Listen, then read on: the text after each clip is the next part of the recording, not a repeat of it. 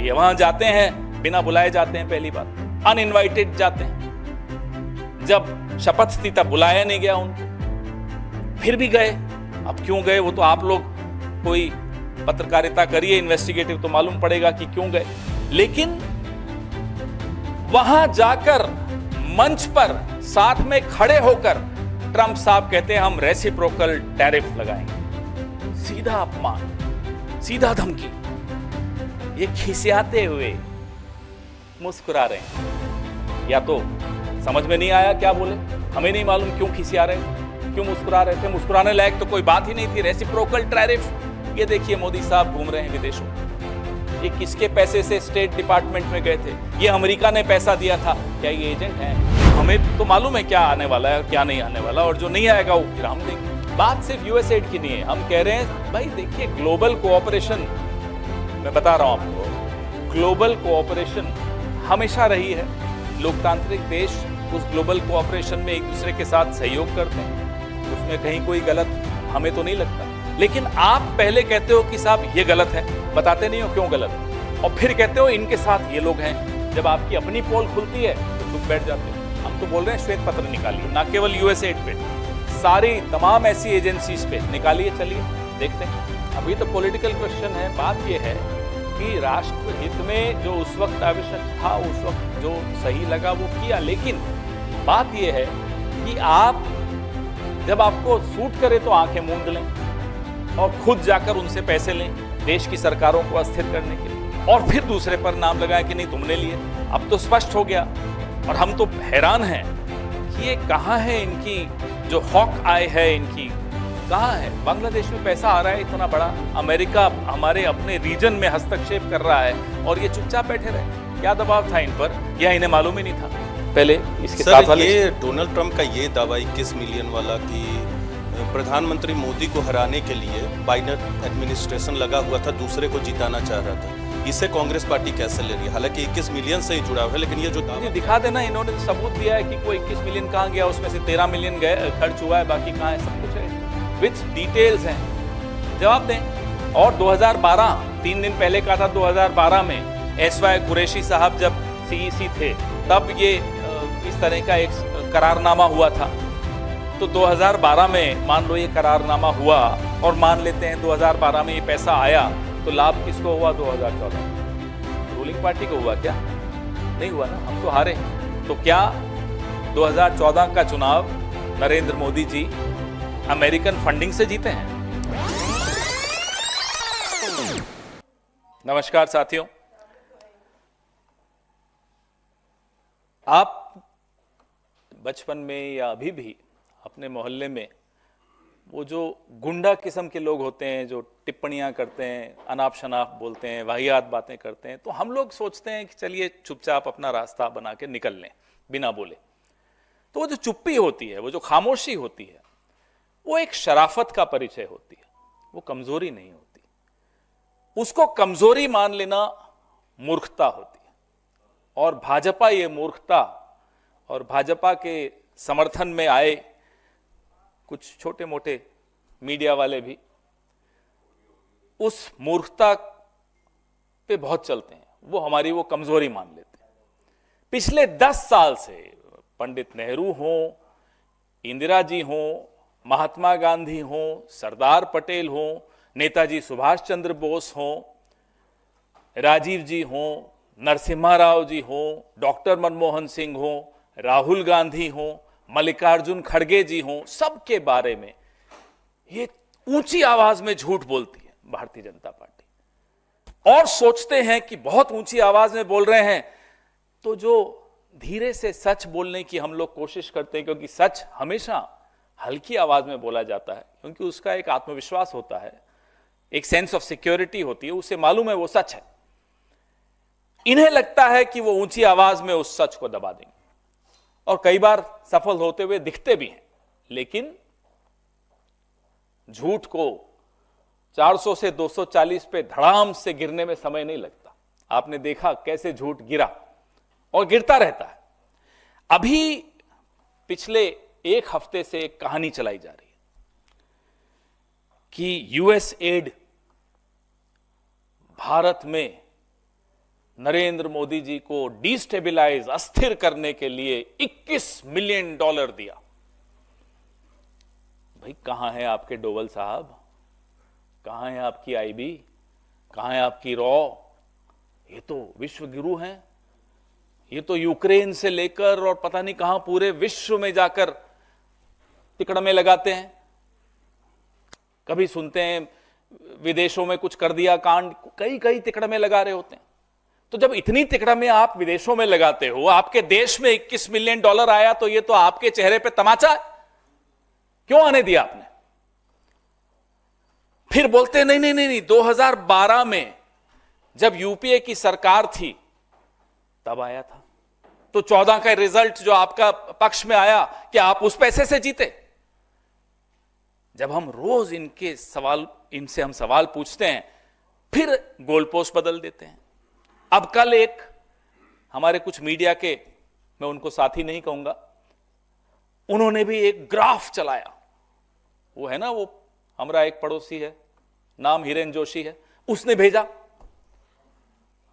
हिरेन जोशी का ग्राफ चल रहा है, ट्वीट पे ट्वीट, ट्वीट पे ट्वीट, कि देखो साहब ये इधर से पैसा इधर गया, इधर गया, उधर गया। अरे साहब,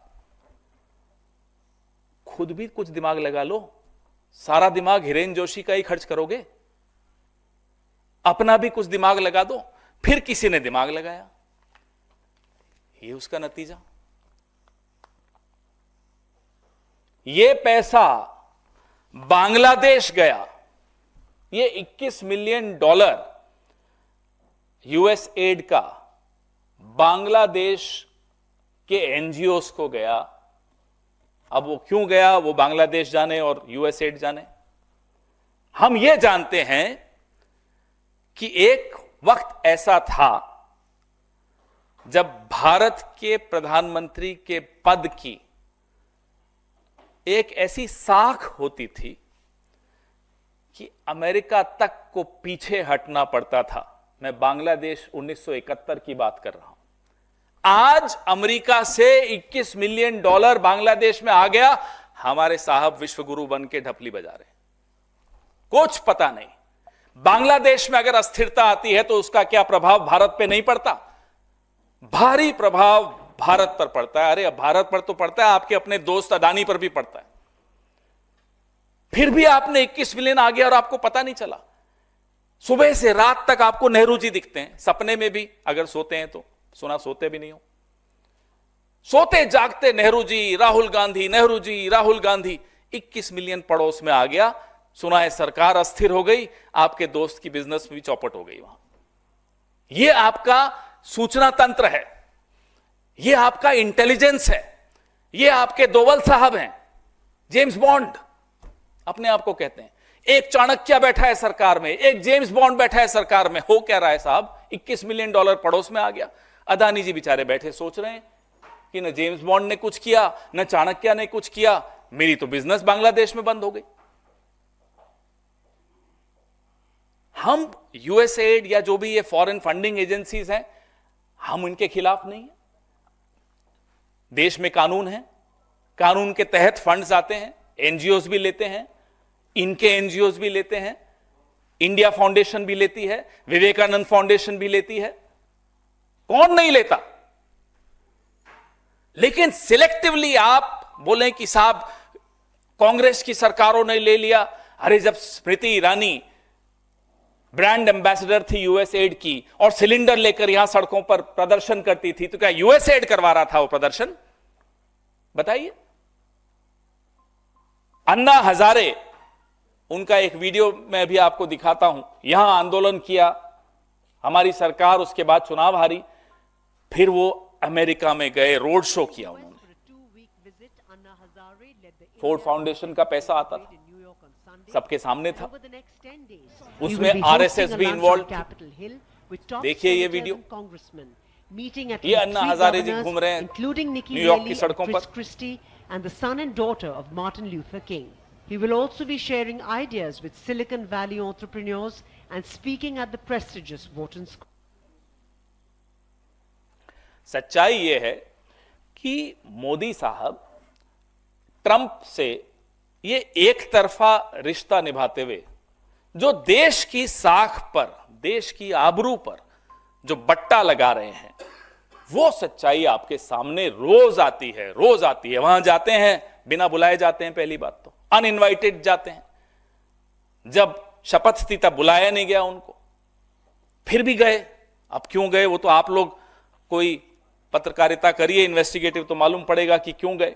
लेकिन वहां जाकर मंच पर साथ में खड़े होकर ट्रंप साहब कहते हैं हम रेसिप्रोकल टैरिफ लगाएंगे।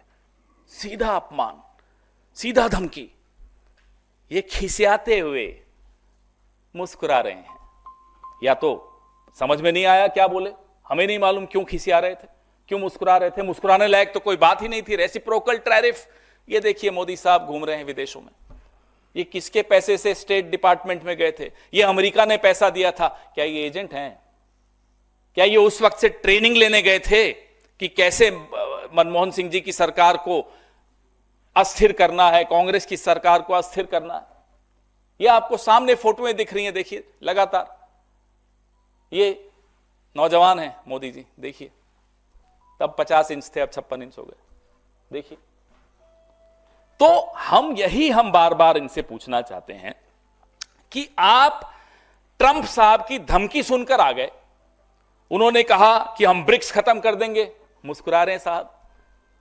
उन्होंने कहा टैरिफ लगा देंगे भारत पर, मुस्कुरा रहे हैं साहब। ट्रांसलेटर दो थे, इसलिए कोई ये नहीं कह सकता कि उन्हें अंग्रेजी समझ में नहीं आ रही थी। दो ट्रांसलेटर थे, मुस्कुराइए मत। वो भी मुस्कुरा रहे थे, आप भी मुस्कुरा रहे हैं। जिन F-35 विमानों को खुद वहां के अदानी, अमेरिका के अदानी एलॉन मस्क बोल चुके हैं कि यह कबाड़ है, वही F-35 भारत पर थोपे जा रहे हैं और साहब मुस्कुरा रहे हैं।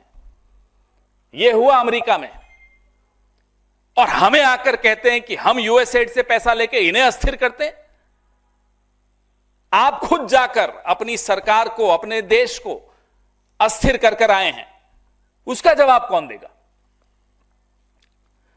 अब हम थोड़ा इतिहास की तरफ भी जाएं, क्योंकि संघ का और जनसंघ का और भारतीय जनता पार्टी का और जनता पार्टी का जो इतिहास रहा है स्वतंत्र भारत में, यह क्या बदल सकते हैं? कितनी एनसीईआरटी किताबें बदल लो, यह इतिहास नहीं बदल सकता। फाइलें सबके पास हैं। इंदिरा जी जब प्रधानमंत्री थी, अमेरिका ने जयप्रकाश जी के लिए 74 में जो तारीफ की थी, पूरे आंदोलन की अमेरिका तारीफ करता था। क्यों? अमेरिका क्यों उस आंदोलन की तारीफ करता था, बताइए? संघ के दो प्रमुख नेता दत्तोपंत ठेंगड़ी और संघ समर्थित सुब्रमण्यम स्वामी अमेरिका में जाके वहां की अखबारों के एडिटर्स से छपवाते थे इंदिरा जी के खिलाफ। वहां जाकर स्टेट डिपार्टमेंट में मीटिंग्स करते थे। क्यों? अमेरिका का क्या मतलब हमारे लोकतंत्र में? अमेरिका बदला लेना चाहता था 1971 में जो इंदिरा जी ने अपमान किया था उनका, जब बांग्लादेश बनाने गए थे। अमेरिका के हाथ में कठपुतली कौन बना वो बदला लेने के लिए? संघ। उससे भी पहले चलिए, जब नेहरू जी के खिलाफ गाय बचाओ वालों का आंदोलन हुआ, उस आंदोलन की फंडिंग अमेरिका कर रहा था। मैं नहीं बोल रहा, अमेरिका का एक जासूस ने खुद लिखा कि हम संघ को पैसे देते थे। संघ आज से नहीं, दशकों से अमेरिका से पैसे ले रहा है भारत की सरकारों को, कांग्रेस की सरकारों को अस्थिर करने के लिए। यह हमारा दावा है, और यह दावा हमारा नहीं है, सीआईए के एक एजेंट का है। जब वो सीआईए से निकला, बच के भागा, उसने किताब लिखी, मैं आपको एनेक्सर्स दे रहा हूं, उसमें उसने स्पष्ट लिखा कि कैसे आरएसएस कठपुतली के तौर पे, और उस वक्त आरएसएस प्रमुख कौन थे? गोलवालकर। गोलवालकर प्रमुख थे। आरएसएस गोहत्या विरोधी रैली के लिए एक बड़ी रकम अमेरिका से ली, और नेहरू जी की सरकार को न केवल गिराने का षड्यंत्र रचा, उस वक्त जो कांग्रेस के अध्यक्ष थे कामराज, उनकी हत्या की भी साजिश रची आरएसएस ने। यह है आरएसएस का योगदान, यह है आरएसएस की हकीकत, यह है इनका जो तथाकथित एक्सटर्नल इन्फ्लुएंस, विदेशी हस्तक्षेप, ये लोग कठपुतली बनते हैं और हम पर आरोप लगाते हैं। यूएसएड, फोर्ड फाउंडेशन कांग्रेस की यूपीए सरकार के खिलाफ कैसे इस्तेमाल हुआ, ये आप सब ने, क्योंकि आप भी उस वक्त रिपोर्टर थे, आपने देखा। अन्ना हजारे, अरविंद केजरीवाल का आईएससी आंदोलन क्या था, उसमें विवेकानंद फाउंडेशन, इंडिया फाउंडेशन का क्या रोल था, वो आपके सामने है। जब अन्ना हजारे यहां आंदोलन कर रहे थे, अनशन पर बैठे थे, तो लोगों के लिए जो वॉलेंटियर्स आए, उनको खाना खिलाते थे, वो संघ ने नहीं भेजे थे क्या? संघ का क्या रोल था? तो हम पर आरोप जब लगाओ, एक उंगली अगर हमारी तरफ करोगे तो 4 उंगलियां आपकी तरफ हैं, और हम अब चुप नहीं बैठेंगे। सच अब चुप नहीं बैठेगा, सच ऊंची आवाज में बोलेगा। अब लगातार मोदी सरकार के मंत्री यूएसएड के अधिकारियों से बात करते हैं, मुलाकात करते हैं। आपको फोटोज और एनेक्शर्स में दे रहा हूं। 2024 में पीयूष गोयल कि भाई 2030 तक शुद्ध शून्य कार्बन उत्सर्जन के लिए बैठक यूएसएड से की। ये यूएसएड से क्यों पैसे ले रहे हो साहब? आप लो तो देश के हित में है। कोई किसी और सरकार में कोई एनजीओ ले तो वो देश के विरोध में है। षड्यंत्र तो यह है कि 2016 की नोटबंदी से ठीक पहले यूएसएड से कैशलेस इकोनॉमी पे समझौते नरेंद्र मोदी करते थे। तो ये डिमोनेटाइजेशन क्या अमेरिका के कहने से हुआ? किसको लाभ पहुंचा रहे थे आप इस डिमोनेटाइजेशन से? अमेरिका के हाथ की कठपुतली बने हुए थे। करोड़ों करोड़ों हिंदुस्तानियों की नौकरियां गई, अनऑर्गेनाइज सेक्टर बर्बाद कर दिया। अमेरिका के कहने से किया? हम भी ये जानना चाहते हैं। कोविड में $100 मिलियन नरेंद्र मोदी जी ने यूएसएड से लिया। हम क्या मान लें कि आप भी उनके हाथों में खेल रहे हो? कहने को कोविड के लिए था, दरअसल कुछ और था। तो बोलने से पहले इन्हें 10 बार सोचना चाहिए। अपने संघ का इतिहास देखना चाहिए पिछले 70 सालों का, कि संघ ने कहां कहां से पैसे लिए, विदेशों में क्या क्या ये करते हैं। अमेरिका में संघ किन बड़े धनाढ्य लोगों के ऊपर निर्भर रहता है, अब मेरे मुंह से नाम निकल जाता, फिर केस होते हैं। यूरोप में क्या होता है, लंदन में क्या होता है, कौन है संघ के लोग लंदन में, और क्या क्या मीटिंग्स करते हैं, किसके खिलाफ मीटिंग्स करते हैं, किस तरह के षड्यंत्र रचते हैं, क्या किसी से छिपा हुआ है? हम भी 54 साल 7 महीने 40 दिन सरकार में रहे हैं, हमारे पास भी कुछ सूचनाएं होंगी। हम चुप हैं इसका मतलब नहीं कि हम वक्त पे नहीं बोलेंगे। हम चुप हैं इसका मतलब ये नहीं कि वक्त पे हम ऐसे कठोर कदम नहीं उठाएंगे कि संघ मुंह दिखाने लायक, शाखाएं तो छोड़ दीजिए, मुंह दिखाने लायक नहीं बचेगा। आज जो उछल रहे हैं, हमें मालूम है उनको कैसे बैठाना है और कब बैठाना है। अब यूएसएड की और मैं आपको बताऊं, देवेंद्र फडणवीस जी, मतलब पूरी लिस्ट है, अभी इतनी लंबी लिस्ट पढ़ूंगा तो पूरा दिन निकल जाएगा। 10 नवंबर 2022 को देवेंद्र फडणवीस जी उनसे आपसी सहयोग की चर्चा करते हैं। क्यों? यूएसएड का क्या मतलब है भारत में? अगर आपको लगता है यूएसएड इतना गलत है, आपके मंत्री, आपके मुख्यमंत्री, आपके उप मुख्यमंत्री, आपके तमाम संतरी मंत्री सब इन्हीं से मिलकर बात कर रहे हैं। क्यों? बीच में फिर कुछ इन्होंने कहा था कि भाई सोरोस से पैसा लिया, इन्होंने लिया, उन्होंने लिया। फिर हमने कहा कि साहब जो जयशंकर जी हैं उनके पुत्र, उनका क्या हुआ? हम हैरान हैं, ये सब जानते हुए भी इनको लगता है कि हम बोल देंगे और बात चल गई तो चल गई। अब आप सरकार में बैठे हो, गैर जिम्मेदाराना तरीके से बात करना इनको बंद कर देना चाहिए। भारतीय राष्ट्रीय कांग्रेस ने कल, मेरे वरिष्ठ सहयोगी ने, जयराम रमेश जी ने मांग की है कि एक श्वेत पत्र जारी किया जाए। हम उस मांग को दोहराते हैं। हम यह भी पहले बता दें आपको कि वैश्विक भागीदारी विकास एजेंसीज, जो ग्लोबल फंडिंग एजेंसीज होती हैं, उनको हम तो नहीं मानते गलत। लोकतंत्र में आपसी सहयोग होता है, उसका दुरुपयोग है या सदुपयोग है, व्हाइट पेपर निकालिए, मालूम पड़ेगा। हम भी एक ब्लैक पेपर जल्दी निकाल देंगे, फिर हम भी बताएंगे आपको कि संघ के क्या रिश्ते रहे इन एजेंसीज के साथ। लेकिन आप एक विशाल शीश महल में रह रहे हैं, आप पत्थर मत फेंकिए, क्योंकि हमें कुछ फर्क नहीं पड़ने वाला, हमें छिपाने को कुछ नहीं है। आपके शीश महल के में छिपाने की कोई जगह नहीं मिलेगी, छिपने की कोई जगह नहीं मिलेगी, जिस तरह की आपके संबंध रहे हैं इन एजेंसीज के साथ। आपके सवाल?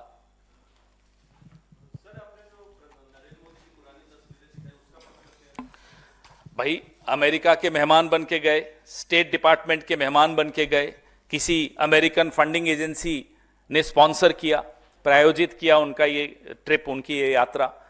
तो ये क्या था? तब तो नरेंद्र मोदी जी को भारतीय जनता पार्टी में भी ज्यादा लोग नहीं जानते थे, देश तो छोड़ दीजिए। ये क्या हो रहा था? क्यों उनको वहां ले जाया गया? क्यों वो स्टेट डिपार्टमेंट में क्यों जाकर मिल रहे थे लोगों से? हम भी सवाल पूछ रहे हैं, जवाब दें मोदी जी भी, अब जवाब दें। अब तो वक्त आ गया है ना, वो 400 से झूठ गिरा 240 पर, तो अब तो सवालों के जवाब इन्हें भी देने पड़ेंगे।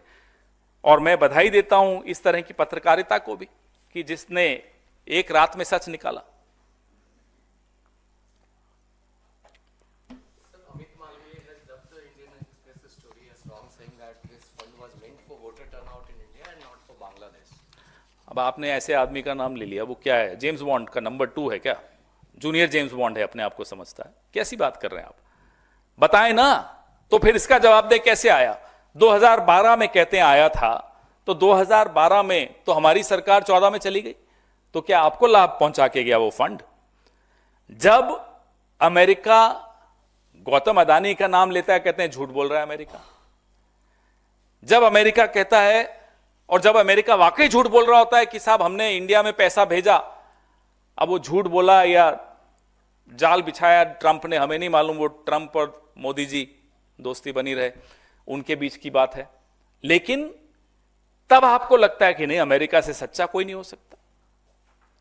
ये अमेरिका की धुन पे क्यों ये जो जिनका आपने नाम लिया, ये पूरी भारतीय जनता पार्टी, 1/4 मीडिया, ये उन्हीं की धुन पे क्यों नाचते हैं? हमें ये बताइए। तो फिर हमारे आरोप का जवाब दीजिए। क्या गौ हत्या विरोधी आंदोलन की रैली और कामराज जी की हत्या के प्लान को अमेरिका ने संघ के मार्फत फंड करके कोशिश नहीं की थी अमली जामा पहनाने की? क्या दत्तोपंत ठेंगड़ी, सुब्रमण्यम स्वामी अमेरिका के आसपास घूम घूम कर भारत की सरकार को अस्थिर करने की कोशिश नहीं करते थे? क्या फोर्ड फाउंडेशन 2012-13 में यूपीए सरकार को अस्थिर करने के लिए इन सबको और इनके टीम बी को पैसा नहीं दिया था? लगातार हमारे भी सवाल हैं, जवाब दें।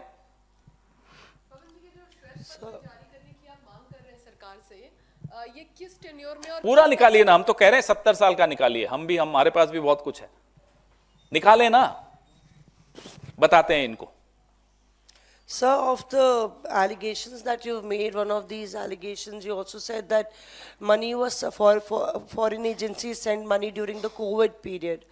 And where did the Modi government use it? Do you have any data on whether the funds were misused or used and where they were used? If it's not even the PM Care Fund, PM doesn't care, but PM Care Fund is not even in the ambit of RTI. You ask them a question, they'll stonewall. They will not respond to your questions. We don't know where those funds have gone. We don't know where those funds came from. We don't know how many Chinese and so-called blacklisted Chinese companies funded the PM Care Fund. We have been asking those questions.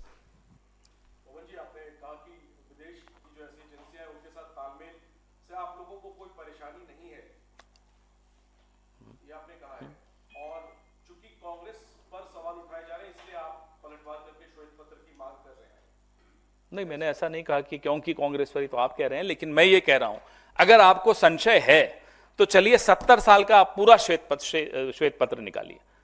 हमें तो मालूम है ना किसने क्यों लिए थे। मैंने जैसा आपको कहा 54 साल 7 महीने 40 दिन हम भी 4 दिन हम भी रहे हैं सरकार में, तो हमें भी मालूम है किसने क्यों पैसे लिए थे। कुछ तो मैंने आपको झांकी दिखाई भी है अभी, नेहरू जी से लेकर इंदिरा जी के वक्त ये लोग क्या करते थे, राजीव जी के वक्त क्या किया, मनमोहन सिंह जी के वक्त क्या किया।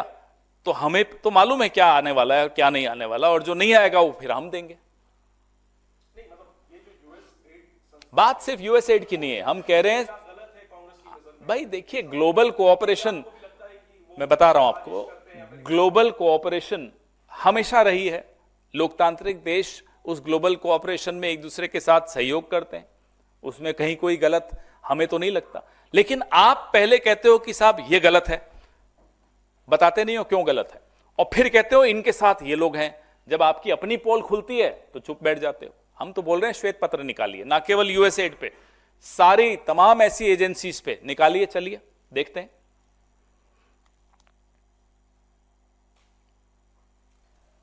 Any other question?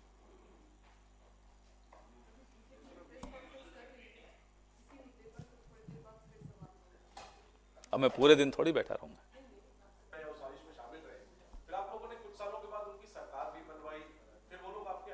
अब ये तो पॉलिटिकल क्वेश्चन है। बात ये है कि राष्ट्र हित में जो उस वक्त आवश्यक था, उस वक्त जो सही लगा वो किया, लेकिन बात ये है कि आप जब आपको सूट करे तो आंखें मूंद लें और खुद जाकर उनसे पैसे लें देश की सरकारों को अस्थिर करने के लिए, और फिर दूसरे पर नाम लगाए कि नहीं तुमने लिए थे। अब तो स्पष्ट हो गया, और हम तो हैरान हैं कि ये कहां है इनकी जो हॉक आय है, इनकी कहां है? बांग्लादेश में पैसा आ रहा है इतना बड़ा, अमेरिका हमारे अपने रीजन में हस्तक्षेप कर रहा है और ये चुपचाप बैठे रहे। क्या दबाव था इन पर, या इन्हें मालूम ही नहीं था? सर पहले इसके साथ वाले ये डोनाल्ड ट्रंप का ये दावा 21 मिलियन वाला कि प्रधानमंत्री मोदी को हराने के लिए बाइडेन एडमिनिस्ट्रेशन लगा हुआ था, दूसरे को जिताना चाह रहा था, इसे कांग्रेस पार्टी कैसे ले रही है? हालांकि 21 मिलियन से ही जुड़ा हुआ है, लेकिन ये जो दावा दिखा देना, इन्होंने तो सबूत दिया है कि कोई 21 मिलियन कहां गया, उसमें से 13 मिलियन गए खर्च हुआ है, बाकी कहां है, सब कुछ है इसमें, विथ डिटेल्स हैं। जवाब दें। और 2012, 3 दिन पहले कहा था, 2012 में एसवाई कुरैशी साहब जब सीईसी थे तब ये इस तरह का एक करारनामा हुआ था। तो 2012 में मान लो ये करारनामा हुआ, और मान लेते हैं 2012 में ये पैसा आया, तो लाभ किसको हुआ? 2014 में रूलिंग पार्टी को हुआ क्या? नहीं हुआ ना, हम तो हारे। तो क्या 2014 का चुनाव नरेंद्र मोदी जी अमेरिकन फंडिंग से जीते हैं? So on that only, that count, what the BJP is saying is that when they came on an agreement in 2012 in a memorandum, this was an organization that was linked to George Soros. And they started their work in 2014 under various schemes which intervened in the electoral process of India. So that's the allegation, that the IFES published a white paper on the role of Dalits in Indian elections. The keyword used bear a striking resemblance to Rahul Gandhi's I know, I saw the chart recent yesterday. recitation. So, I saw the chart yesterday. Right. Rahul ji talks about a caste census, talking about OBCs. right. But here, look at the way they are misleading again. Dalit, शब्द आ गया, दलित का नाम किसी ने ले लिया, अरे राहुल जी भी दलित कहते हैं। अरे तो राहुल जी तो दलितों के लिए, ओबीसी के लिए कह ही रहे हैं, उसमें क्या है? कमाल की बात है। अब अगर हम कहें कि हमें लोकतंत्र बचाना है, और अमेरिका में भी कोई कह रहा है कि भाई लोकतंत्र बचाना है, तो देखो राहुल जी भी लोकतंत्र बचाने की बात कर रहे हैं, अमेरिका में भी लोकतंत्र बचाने की, देखो देखो मिले हुए हैं। ये क्या मतलब मजाक बना रखा है इन्होंने? इतना बचकाने तरीके से ये एक नैरेटिव बनाने की कोशिश करते हैं, और इन्हें यह लगता है कि पूरा देश उसी बचकाने तरीके से उस नैरेटिव को ग्रहण कर लेगा, और एक बड़ी चतुराई से कोशिश करते हैं ये कि कुछ शब्द हमारे जहन में डाल दें। टुकड़े टुकड़े गैंग उनमें से एक है, अब ये है एक्सटर्नल इन्फ्लुएंस, फॉरेन इंटरफेरेंस, ये दूसरा है। इस तरह से तो हम तो कह रहे हैं आइए डिबेट करते हैं, लाइए आप भी श्वेत पत्र लाइए, हमारे पास तो बहुत सूचनाएं हैं।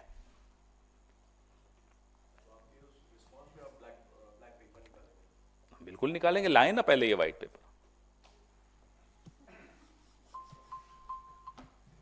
सर अलग वाला पूछ लें अभी? हाँ पूछ वैसे पीसी चल रही है क्योंकि पूछ लीजिए। सर योगी मैं उनकी पीसी की इंतजार नहीं करूंगा, लेकिन हाँ पूछ लीजिए। सर योगी आदित्यनाथ ने अपने जो अधिकारी हैं उनको ये निर्देश दिया है कि सभी जो धार्मिक स्थल हैं उनकी लाउड स्पीकर, उनके परिसर से ज्यादा लाउड स्पीकर की आवाज जो है वो बाहर नहीं जानी चाहिए, और ऐसा होता है तो नोटिस जारी किया जाए। नियम है, हर सबके लिए एक नियम है, वो किसी धर्म में और मजहब में कोई भेद नहीं करता। नियम बने हुए हैं, हर राज्य सरकार के पास वो नियम है, नियमानुसार सबको चलना चाहिए। Stay ahead with our cutting-edge news app.